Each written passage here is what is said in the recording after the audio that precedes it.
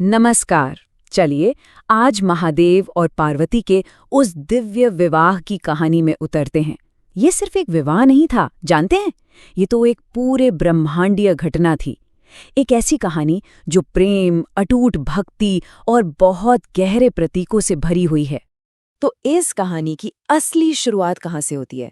वो होती है महादेव के इन शक्तिशाली शब्दों से। जरा सोचिए, पार्वती के सालों की कठोर तपस्या के बाद वैराग्य के शिखर पर बैठे महादेव ने भी कह दिया कि मैं तुम्हारा दास हूं। बस इसी एक पल ने ब्रह्मांड की दिशा ही बदल दी। तो हमारा पहला अध्याय है भक्ति से जीता गया प्रेम।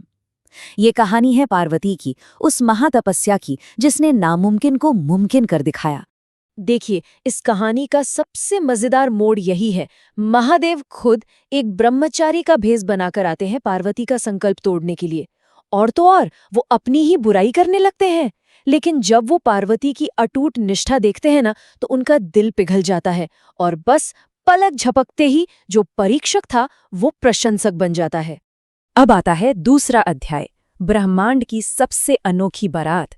जी हाँ, एक ऐसी बारात जिसके बारे में ना किसी ने कभी देखा था और ना ही सुना था। जरा अपने मन में इस बारात की एक तस्वीर बनाइए। एक तरफ स्वर्ग की पूरी शानो शौकत, विष्णु जी गरुड़ पर, ब्रह्मा जी अपने हंस पर, सारे देवी देवता सजे धजे। और दूसरी तरफ, अरे भाई, महादेव की असली दुनिया, भूत प्रेत, उनके वो डरावने दिखने वाले गण और दुनिया से बेपरवाह साधु संत। ये सिर्फ एक बारात नहीं थी, ये तो जैसे दो अलग अलग दुनियाओं का मिलन था।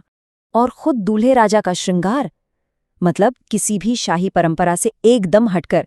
रेशम नहीं, बाघ की खाल पहनी थी।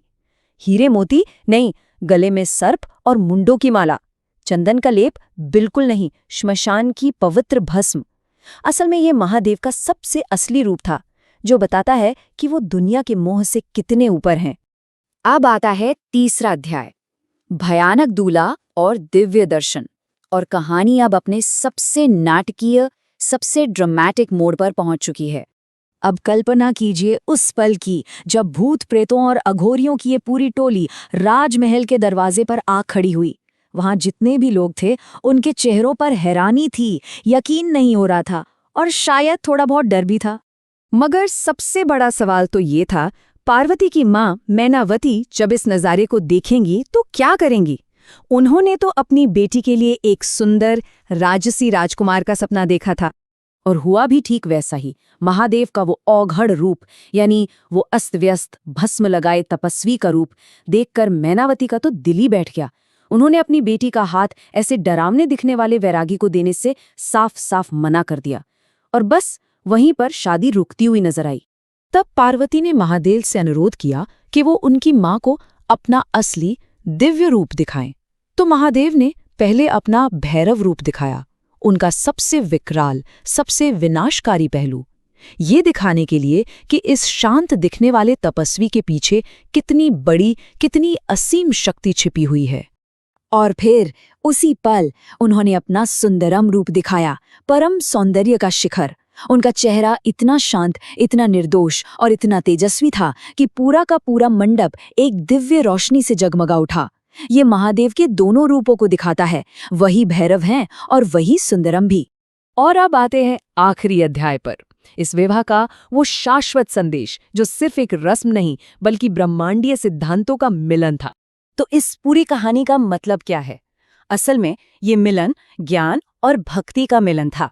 महादेव परम ज्ञान के प्रतीक हैं और पार्वती अटूट भक्ति की। और जब ज्ञान और भक्ति एक हो जाते हैं तब जाकर एक आदर्श संतुलन बनता है।